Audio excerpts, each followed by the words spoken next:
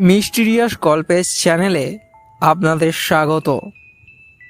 এই চ্যানেলে রয়েছে সাসপেন্স, ভৌতিক এবং রোমান্টিক গল্পসমূহ। তাহলে আর দেরি কেন, আজই মিস্টিরিয়াস গল্পের সাথে যুক্ত হন। আমাদের গল্প যদি আপনাদের কাছে ভালো লেগে থাকে তাহলে লাইক, কমেন্ট এবং সাবস্ক্রাইব করতে ভুলবেন না। তাহলে শুরু করা যাক। তারানাথ তান্ত্রিকের ভোজবাজি দ্বিতীয় পর্ব। একটা বড় শালপাতার চাঙারি হাতে কিশোরী বৈঠকখানার ঘরে প্রবেশ করল।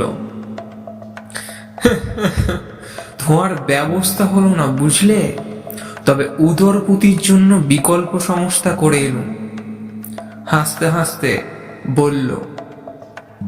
প্রায় সাথে সাথেই তারানাথও ফিরে এলো। পেছন পেছন বড় চামবাটি হাতে চারি, কাঁচা তেল, লঙ্কা মাখা জবজবে মুড়ি, কিশোরীর সদ্য ভেজে আনা বেগুনি, ঝালবড়া আর মোচার চপ। গ্রহ নক্ষত্রের বিশেষ কোনো মিলন তিথিতেই বোধহয় এমন আশ্চর্য সমাপতন ঘটে একসাথে। স্বভাবতই ঘরে ঢুকেই কিশোরী বেশ কিছুটা হকচকিয়ে গেল। বাহ, বেশ বেশ, মুড়ির ব্যবস্থা আগে থেকেই তৈরি দেখছি। আর তুমি কি আগেই অনুমান করেছিলে নাকি যে আমি তেলে ভাজা আনতে চলেছি?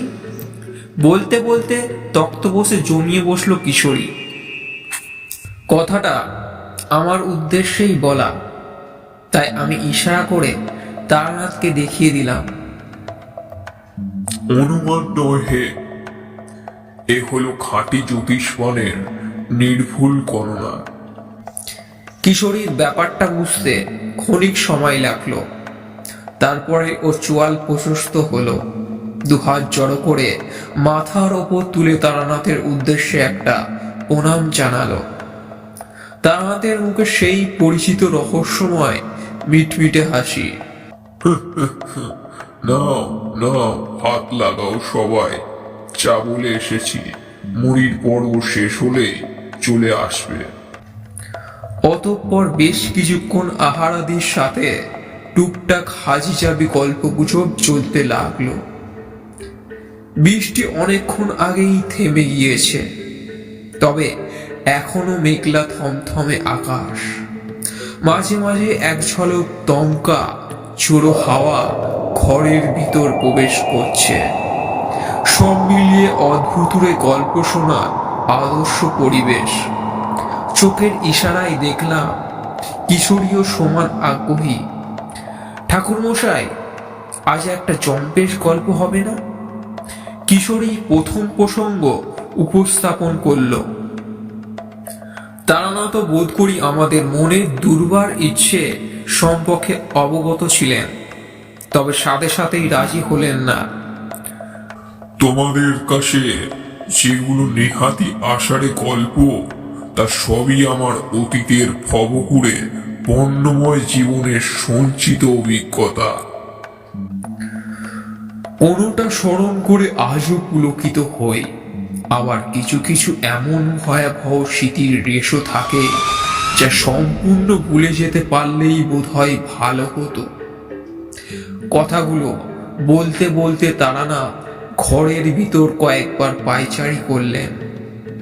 বেশ বুঝতে পারছিলাম একটা রহস্যক অলৌকিক অভিজ্ঞতা কাহিনী উপহার পেতে চলেছি।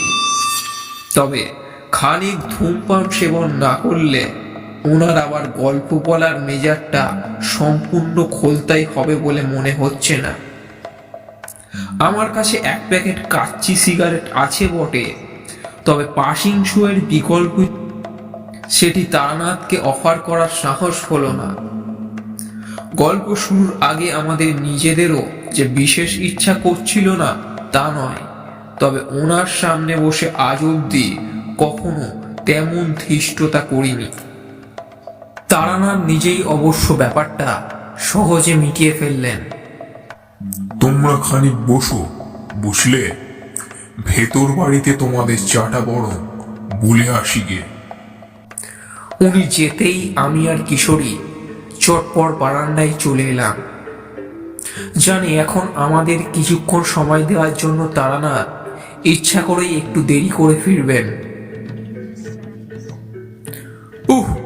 আজ ঢুকতে না ঢুকতেই ভারী চমকে দিয়েছিলেন ঠাকুর মশাই। সিগারেটের অগ্নিসংযোগ করে ইতিপূর্বে ঘটে যাওয়া অজ্ঞাত অংশটুকু অনুপুঙ্খ বর্ণনা করলাম কিশোরীর কাছে।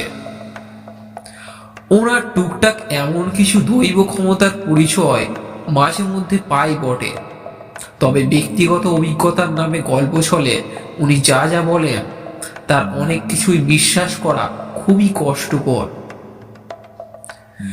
কিশোরী এতক্ষণ চুপচাপ শুনছিল, এবার এক মুখ ধোঁয়া ছেড়ে বলল, বিশ্বাস যে আমারও সবকিছু হয় এমনটা নয় মোটেই, তবে কিনা ছুটি কাটাবার দিনে ওনার মতো উৎকৃষ্ট কথকের কাছ থেকে বেশ কিছু রোমাঞ্চকর গল্পের টানাই না আমাদের বারবার ছুটে আসা।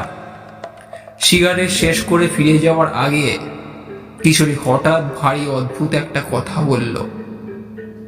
সত্যি মিথ্যে যাচাই করার জন্য একটা ছোট্ট পরীক্ষা করলে কেমন হয়?